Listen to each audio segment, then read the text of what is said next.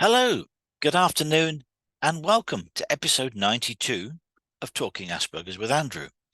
My name's Andrew Marsh, and I'm autistic. My representation of autism is Asperger's syndrome, or as they like to use the phrase in the modern diagnostic criteria, as type 1 autism. I don't particularly like that, so I'm going to be using Asperger's syndrome to reflect my condition, the condition that I have, but I might also mention autism more generally. And I work with employers to help them better manage people like me, autistic people, in their business. How do I do this? Well, before I knew I had Asperger's, but I've always known I was different, I used to be a geologist in the construction industry, working for multidisciplinary consulting engineers. So I spent a lot of time working in teams, working with others, working under managers, some of whom were very good, some of whom not quite so good. And so I now put myself back into that situation and say, okay, you know you have Asperger's syndrome. How would you like to be managed better than you were when you worked in consulting engineering? And what would you do? What would you like your employer to do to help you be better at your job? Because ultimately that's what it is to get everyone on board, all working to their most effective, efficient, best for top productivity. That's what you want out of a business, whatever that is, whether you're making ball bearings or whether you're making cars or whether you're doing something else, providing a service to a client.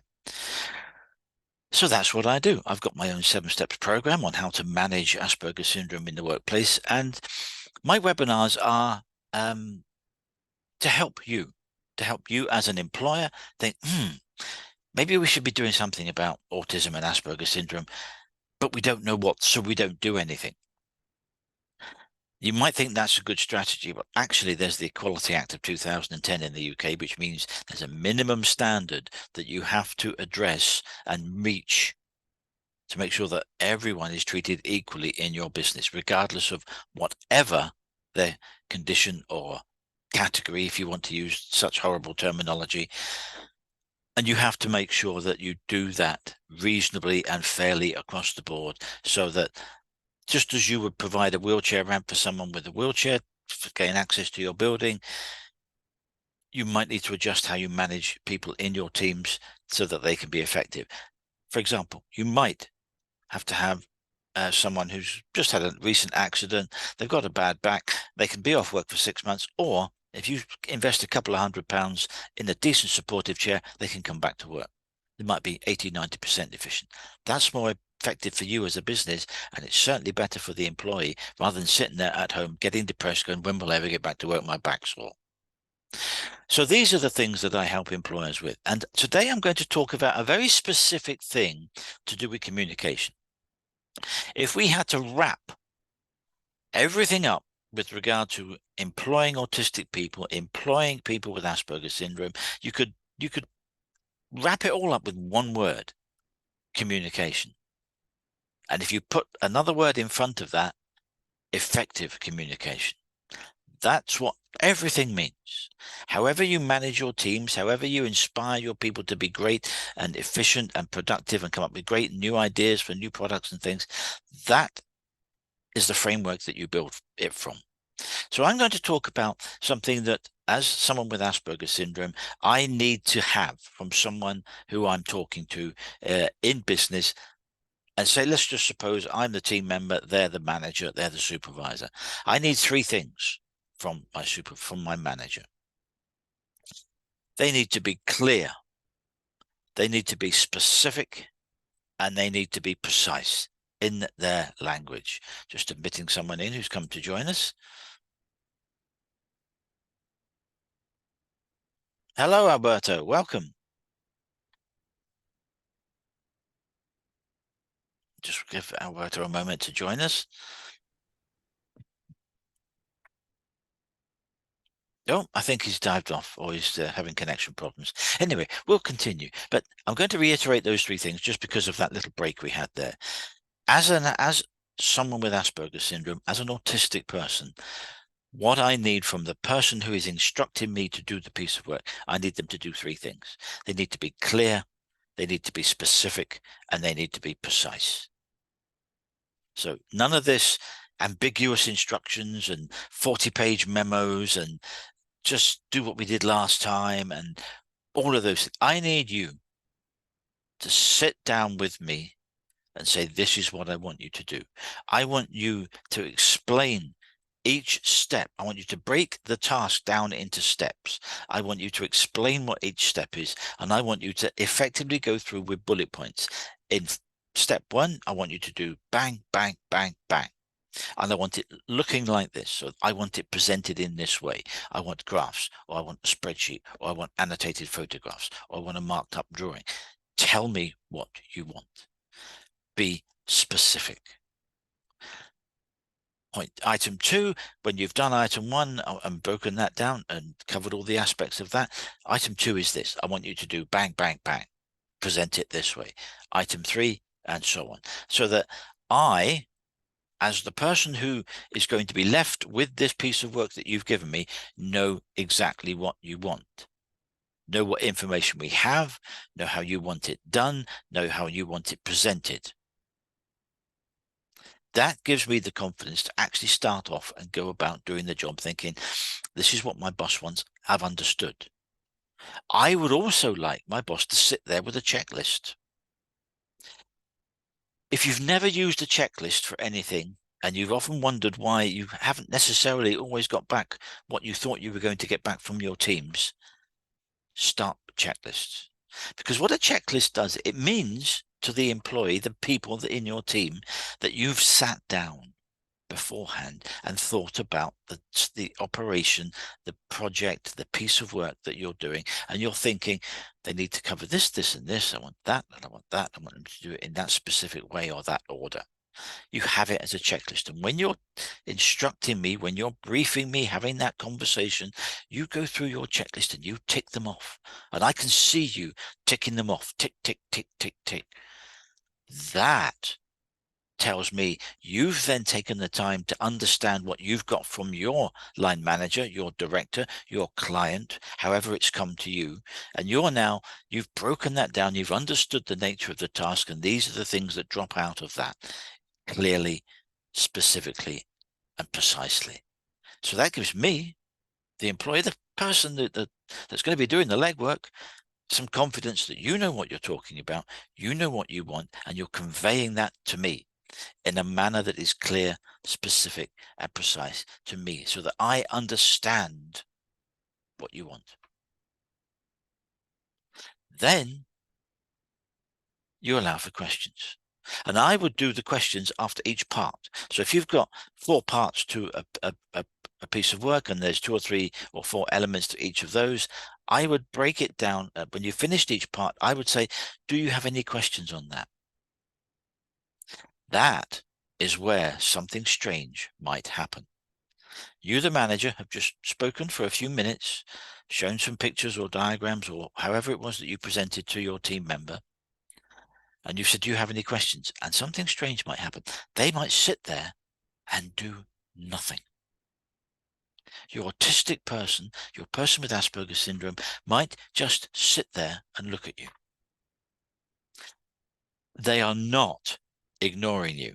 What they are doing is they are assimilating what you've just told them in their brain, trying to organize it, trying to formulate it into a strategy, into a series of events that they can understand logically and sequentially. And then they will ask their questions. And they might then ask very important and very cutting questions that you might not have been asked before. They might sit there and think, but when you do that, how do you account for this aspect of the project? Ooh. So be aware that you will have a silence. And that silence might take a minute, might take 2 minutes. Don't pressure your team member to go, come on, come on, come on, come on, come on. Click your fingers at them, tap the desk. Come on, you've got to do better than that. I've got things to do. I'm busy. I'm the manager. Give them the time to formulate their questions. Give them the respect that, as an employee, as a fellow human being, to think about what you've just said to them so that they can formulate their questions. They might well come up with some killer questions that you might not have thought of before. And then, having established that from point 1, you go into point 2. And you go through the whole thing again. With your checklist. Boom, boom, boom, boom, boom. Yes, we've covered it. Yes, we've covered it. And go through it and take your time to do exactly that, so that the autistic employee, the employee with Asperger's syndrome, understands at more than just a cursory, oh, he wants me to do something with this job. Yeah, we we did something a few months ago that was similar. Should we just do that? That was one of my pet hates working in the construction industry as a consulting engineer. There was many a time when I would be given a project by one of my managers, and they would say, "Oh, we we did something similar to this about 9 months ago. Go do something similar to that." Me being me having Asperger's, although I didn't know at the time, but you know, me having a brain that is wired differently and thinking of things in different ways and different approaches. I asked him once. I said, "Does anyone has anyone found out whether what we gave them worked?" And I got a blank look. What do you mean? Just do it. I said, "No. You're saying you want it done similar to what we did 9 months ago. Have you found out from the end user whether what we gave them worked? Did they have to make changes? Did they have to make changes because they found things that we didn't anticipate? Did they have to make changes because what we came up with didn't work and needed a variation?" Because otherwise, all we're going to do is repeat the same mistakes as we did 9 months ago, and no one's learned anything. To which my manager said the immortal words, which he said to more than one person in the department: "I don't care, just do it." 6 words that totally demoralizes me, any employee, just told that, "I don't care, just do it.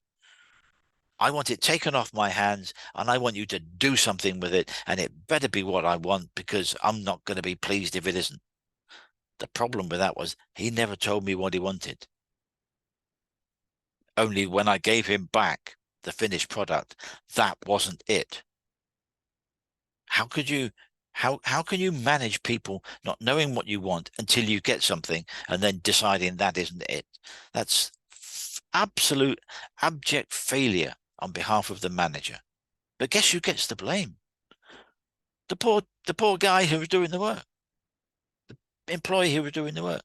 Well, I told him about it and I said, "Yeah, do that." And look what I've got. I can't do anything with that. You weren't clear, specific, and precise. And you left the poor employee hanging, waiting to fail, because that's what you set them up to do. And when they did fail, you just, yeah, well, it's them. They're always doing that. They're never getting things right. And then their name gets transferred up the chain of command to other managers and directors. "Yeah, we've had problems with that guy. He's always getting it wrong." Maybe he's not. Maybe he's trying to deal with bad management and ineffective management that has given him no chance to succeed. Have you thought of that? It's the same coin, heads or tails. Take your pick.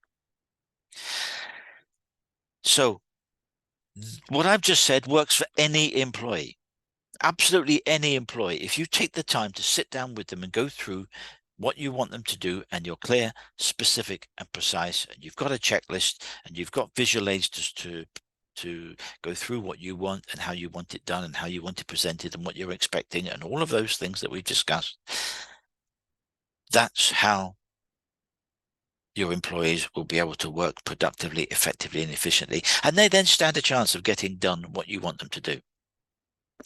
That works for every employee that you have. It's more important for autistic people and people with Asperger's syndrome that you do that, because we need clarity. We absolutely need clarity. Don't give us ambiguity. Don't give us ambiguity. Don't be wishy-washy about it. "Oh, well, you maybe could do this, or you maybe could do that. No, I'm not really sure. And I don't really know." What you're actually saying is, "I don't care. And I'm going to punt that off to you, knowing that you don't know what you're supposed to do because I haven't told you properly. So that when it comes back, oh, Andrew's made another mess of another report again. What are we going to do with him? He's never getting anything right. Actually, you're never giving proper, clear, specific, and precise instructions. But the manager, the directors, the people above that person never take the time to come and see you about what happened. They just get the blame from the manager that gave you the ambiguous instructions, and you've got nowhere to go. If you called in to see your manager's boss, what's all this about this thing being wrong? Eh? What do you mean? He said you got it wrong again. Another one that you got wrong. Well, actually, he didn't tell me exactly what he wanted. He gave me some vague, nondescript terminology of what he wanted. He didn't actually spend the time to go through it and tell me what he wanted. They're never going to hear that because they don't want to know. So to avoid continual failure, to avoid cascading failures throughout your teams, start off as you mean to go on. Excuse me one moment. Start off as you mean to go off, and start off thinking, planning that you will win. That the person or the people you've asked to do this job are going to get it right. If you start off with that very simple philosophy and you address that all the way through your briefing, your discussions with them, your information that you presented to them, you stand a much better chance of getting back something that is akin to what you wanted and is quality and on time. If you start off badly, you're just going to end up in a worse place. So it's really, really important for all employees that you take the time to set your stall out, aiming to succeed. Briefing your team clearly, specifically, and precisely about what you want them to do.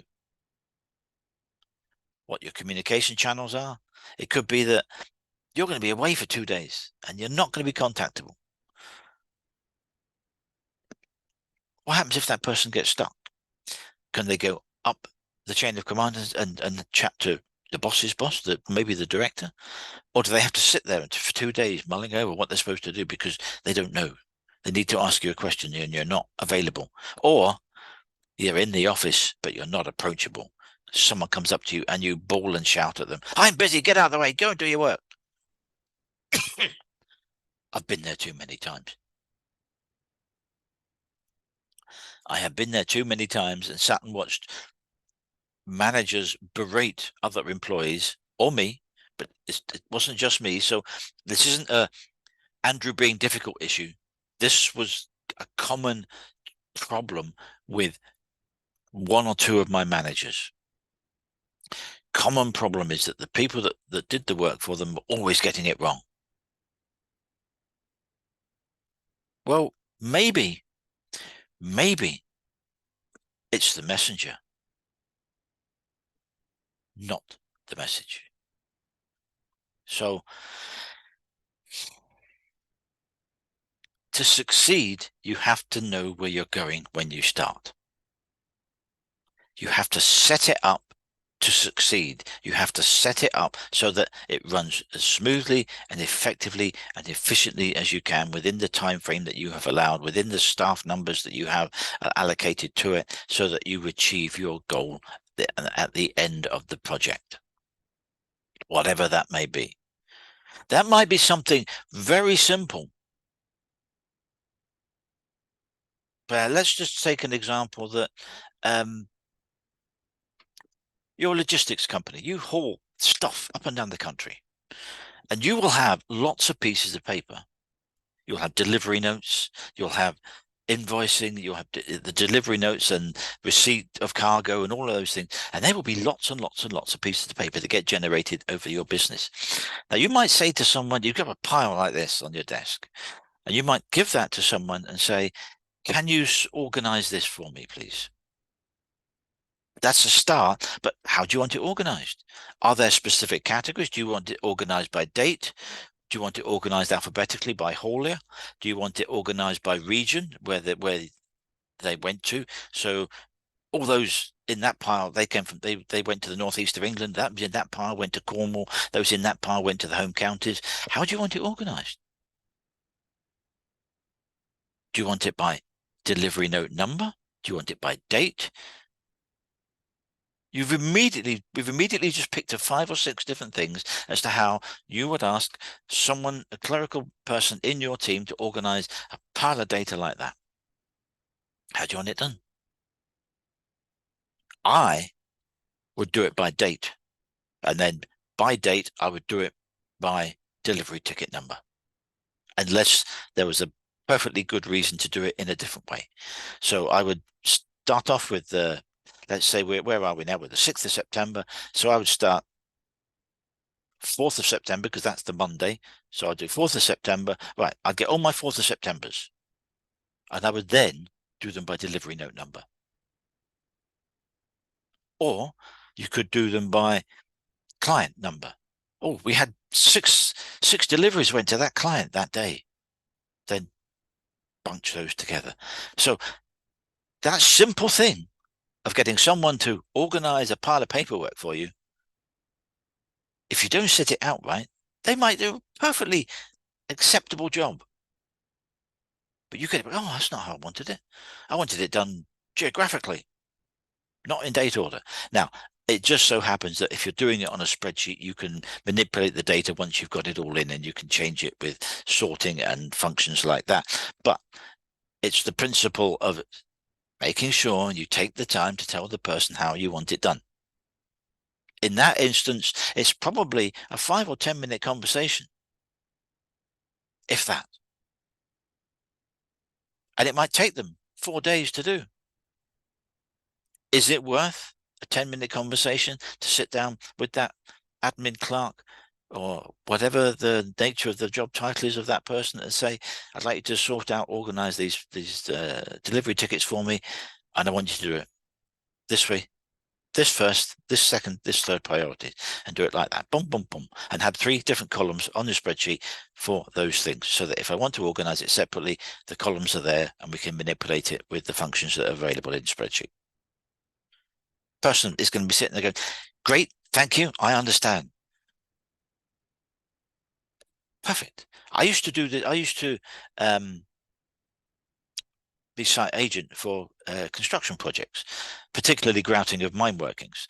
And grouting of mine workings, we had daily deliveries of cement and PFA, which is what we use to make low-grade concrete. It was a low-grade grout to fill up the mine working, so you could then develop the land and build houses or industrial units or whatever on top of it. So I would have coming into me on a daily basis delivery tickets for cement, for if we're getting supplies up from head office, there would be a delivery note with that, and so on. And so I would do it daily. So I would have an in tray. I'd stick it in my in tray, organize it, sort it, put it on my spreadsheet. I would then put a tick in the box, a tick in red pen in the top right-hand corner, which says I've dealt with it, so that I know that I don't duplicate it and I haven't missed it. That's how I did it. And I would then put all of those in that order in an envelope with the job title and the job code on the envelope, so that when my boss came up for his weekly meeting, I would hand him that and I'd say, I've emailed you this information. Here's the raw data in order. And he would go, perfect, thank you. Because he would then pass it, go down to the head office when he went back to the office, pass it on to someone else, and they would then have all the information they need at their hands to then process that with invoices, with paying suppliers, and all sorts of things like that. So organizing the data is really important. And that was just a 5 or 10 minute conversation to tell the person that you've to sort that pile of paper out how you wanted it done. It's worth having the 5 or 10 minute conversation in that instance. And if you've got a project that's going to take a week, a month, you can afford an hour or 2 at the beginning of that to sit down with your teams and go through what you want them to do, step by step, with your checklist, with any highlighter points. Oh, this is a particular problem we may have a particular problem, or this is a specific issue the client wants us to address. So make sure you've covered that topic in more detail. If you give me a 60-page briefing document, I won't pick that up, nor would many other people. This is where the manager would have sat down before and gone through it and identified that, made a specific point of it, so that we, the people doing the work, understand what is required. Communication. If we can't communicate effectively, we fail at whatever it is that we're doing. If you take things on a global political stage, when politicians from different countries fail to reach agreements or do things that aren't in tune with another country's way of how things should be done, we have wars. We have conflict, we have invasions, we have refugees, we have homelessness, we have all sorts of things that pop up because our communication at that level has broken down. So at whatever level you have in your communication with your teams, excuse me one moment, it's essential that you get that right. You take the time at the beginning and get that right. So that is today's topic. We're talking about effective communication with the three things. And those three things are: be clear, be specific, be precise. My name's Andrew Marsh, and I'm an autistic advocate, and I work with employers to help them better manage people like me in their business. If you're an employer and you're watching this thinking, oh, bit worried that we're not covering all our bases, well, please drop me an email, get in touch. You can get me on my website at aspergersmatters.com, and there's a contact form there, or you can email me at andrew@aspergersmatters.com, and I would love to have a free 30-minute, no obligation conversation with you to discuss how I can help you, if I can help you, and see whether we're a fit and whether it's worth us exploring it further on a commercial basis. So keep a lookout for the video on my YouTube channel, which will be posted tomorrow or Friday. And by Friday afternoon, I'll be posting what next week's topic of conversation on my webinar will be. But until then, take care, look after yourselves. And remember, your autistic employees could just be the spark that is the difference to drive your business forward. They might think of the different way of doing something that could be the new product, new process, new way of doing something that makes your business the market leader in 3 years' time. That's a good place to be, isn't it? Don't be scared of employing autistic people. Find out how to encourage them to be brilliant, and you will be well rewarded. That's all for this week. My name's Andrew Marsh. Take care. See you next time.